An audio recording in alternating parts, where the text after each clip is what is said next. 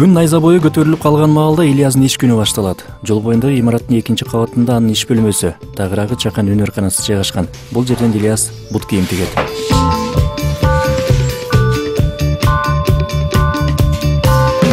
Ильяздын бут кийим тигип иштегенине 1 жылдан ашып калды. Өз кесиби боюнча ал энергетик. Бирок бул өнөргө ал окуу жайда окуп жүргөндө эле кызыгып жүрчү экен. Ошондо күндөрдүн биринде интернеттен бут кийим тигип жаткандарды көрүп калат.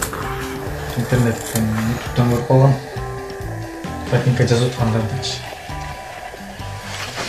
Анан кийин ошол эмне үчүн менин колуман келбейт деген ой келди да, эмне үчүн булар жазат, мен эмне жаза албайм депчи. Анан кийин ошо биздин шаарга мындай көбүнчө китайский кийимдер келет да.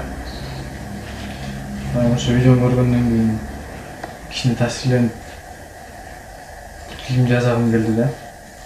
Бирок билгем кыйын болот экенинчи. Анан ошону көрүш керек болчу, канчалык кыйын экенин. Анан жасап баштагам. Бул иш кыйын экенин Ильязга атасы да айтып, алгач баласын бул өнөрдөн оолак болууга чакырат. Бирок бут кийимге билегин түргөн жаш жигит айткандан кайтпай, бул өнөрдү өздөштүрүп өтөт. Ошентип алгачкы ботинкесин тигиш үчүн атасынын булгары курткасын сурайт. Анан кийин атам кожаный курткасы бар болчу. Мен ушуну айттым да, ата кожаный курткаңызды бериң. Мен ошондон кийин жасап көрөйүн деген. Анан мейли деген атам кожаный курткасын алып жеңин кескем. Оңгак жеңинчи. Жеңин кезип жезден бар. Ошо ремонт обувь да. Ошондон мындай форманы сураган бир пара. Формага колодка деп коет да. Скотчтон жармаштырып, карандаш менен тартып, ошо туфлинин фасонунчу. Анан кийин аны сыйып кайра кожага түшүрүш керек да. Негедир окшошпой койду. Анан ошол кожанын ичине дагы бир материал керек экенин билдим да. Алгачкы бут кийим окшошпой калгандыгы өнөр ээсин ого өтө өзөрлөнтүп, анан ал борбордон атайын бут кийимге ылайыктуу булгарларды алып келет. Бул жолкусунда ботинкеге тийиштүү каражаттардын бардыгы бар болсо да, тиккен экинчи бут кийими достунун купулуна толбой калат. Биринчи жазган бут кийимдин сүрөтү бар. Анан Ал бут кийим эмне кылдың? Бирөө белек кылдыңбы же коюп койдуңбу? Ал бут кийим ошо бир дос балама жасап бергем да. Анан дос бала карап туруп эми жактырбай койду да. Баары бир деле нормальный бут кийим окшошпойт да, аны кийгенде деле уят да.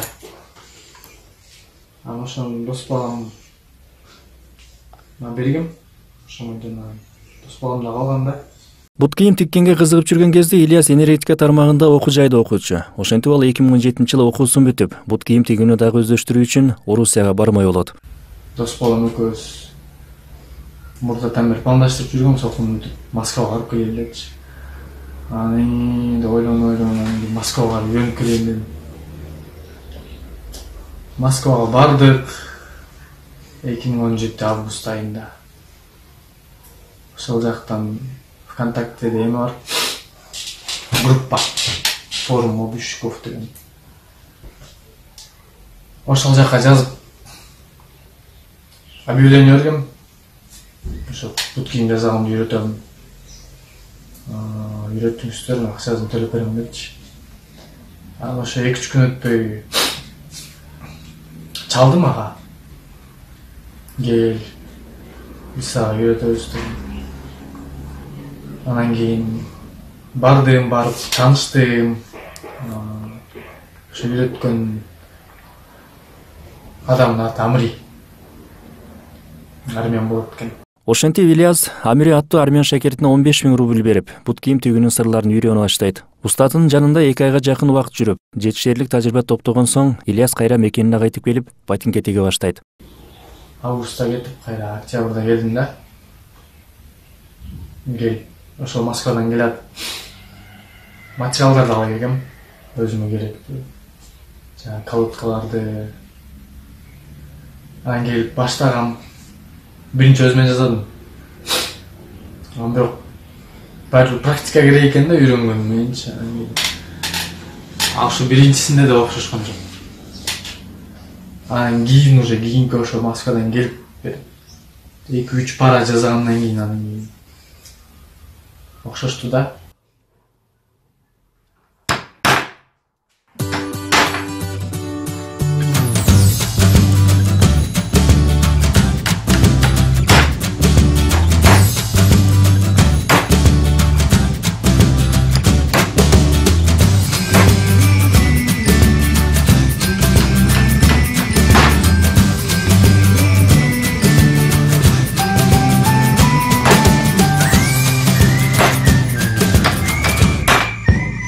Ильяздын тиккен ботинкелери кадимкиндей окшошуп, анан да кардарлары көбөй баштайт. Иштин жүрүшү алгач интернет аркылуу кызып башталды дейт өнөр ээси.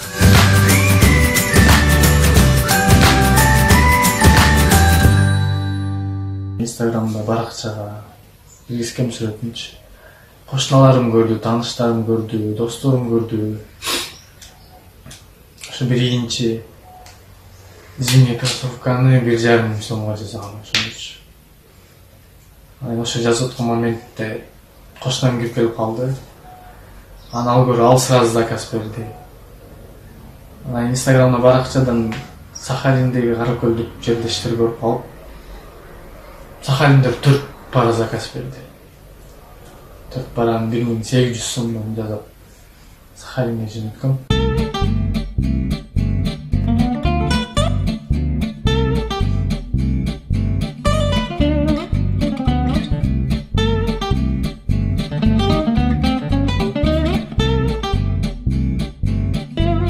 Жөнөтчү дегендер көбөй баштагандан кийин эми жөндөмдү да арттыруу муктаждыгы келип чыгат. Башында Ильяз өз үйүнүн жер төлөөсүнө бут кийим тигип келсе, кийин элге тааныла баштаган соң, анан бул өнөркананы ачып, атайын шаймандарды алат. Бул бөлмөнү апам менен атам жардамы менен ачкам. Эң эле Москвага кетип электе могу фенди алган болчумун. Фенди клейди ызытып, жанаштырып ошон керек да. Андан кийин келе могу машинка, каланковая машинка деп коет. Атайын бут кийим, сумка, кожа тиксе болот да, ушу менчи. Монун эң преимуществосу могул жерде. Стол кийип турат го, стол базычы. Ушуну ушул жерге салып туруп, тиккенге удобный да, чем мындай. Жалпак. Платформа жалпак швейнилерге караганда. Муну кандай сатып алдың же карызга алдыңбы? Буну сатып алгам Бишкектен $800. Андан кийинки могул жерде турган колодка бар. Жезден подарок эткен. Ишти баштады депчи. Могул жерде бул сарыларды жезден подарок эткен. Могуларды, жакшыларды өзүм сатып алгам. Ар бири канча сом экен булар? Ар бири 1200 сомдон турат. Азыр бул жайды көбү билет. Бут кийим алууну каалагандар өтүкчүнүн өзү менен сүйлөшүп, кандай ботинке керектигин айтып, тиктирип кетишет. Кээде кардарлар каалаган ботинкесинин сүрөттөрүн көтөрүп келсе, кээде Ильяз өзү сунуштагандагы учурлар болот. Бул сүрөттөр ошо каталог сыяктуу ушул сүрөттөрдөн көрүп үйгө алам. Ушундай ботинка жазайм деп клиенттерге да көргөзөм. Мындай сүрөттөрдү клиенттер жакса заказ беришет, ушундай ошого окшош кылып жасап бер деп.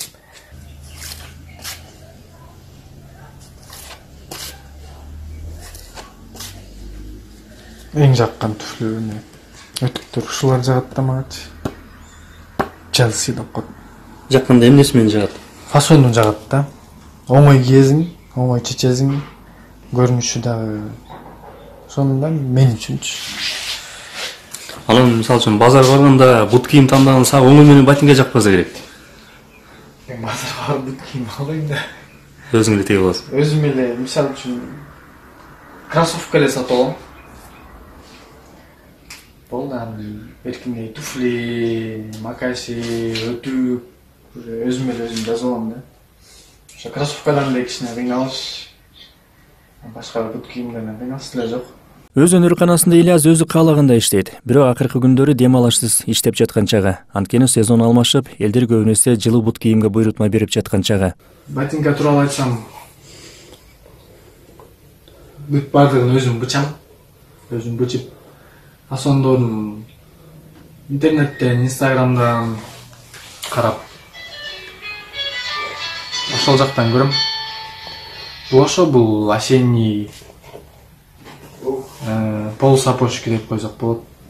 Дезерт дегенчи. Бул дагы заказ менен жасалган. Андан кийинки бул дагы кандай десем, кроссовки менен макасин аралашмалы деп түшүнөм да. Бул дагы заказ, бул дагы инстаграмдан көрүп фасон үйрөнгөм. Ошол жактан көрүп тарткам да. Ай сайын болжол менен ондой ботинке тиккен сөз ээси. Бир бут кийимди тигүүдө анын келбетине жараша 3-4 күн убакыт кетирет. Анын кеткен чыгымына жараша бут кийимдердин баасы чыгат. Балар полусапожкилер 3,5 миң сомдон. Кичине көбүрөөк материал берет да, чем ондай туфлиге карагандачы. А бул туфли 3 миң сом болот. 3 миң сом турат. Айырмасы кандай сен тиккен ботинкелердин?